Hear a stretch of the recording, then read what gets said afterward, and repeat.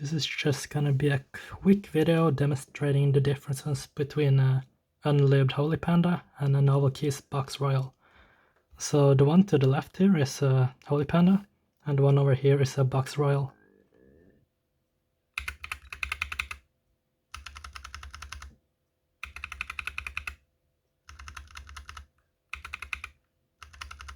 I'm using the same amount of force on both keys, and as you can hear, the Holy Panda is a bit higher pitch and a little bit louder than the Box Royal, and it feels a bit more heavy with a bit larger of a tactile bump, but that's what Holy Panda is known for, right?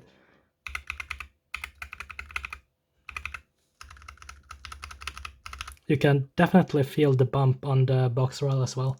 It's just a little bit slightly less, and I would say a bit smoother, but both switches are a bit scratchy and lubed.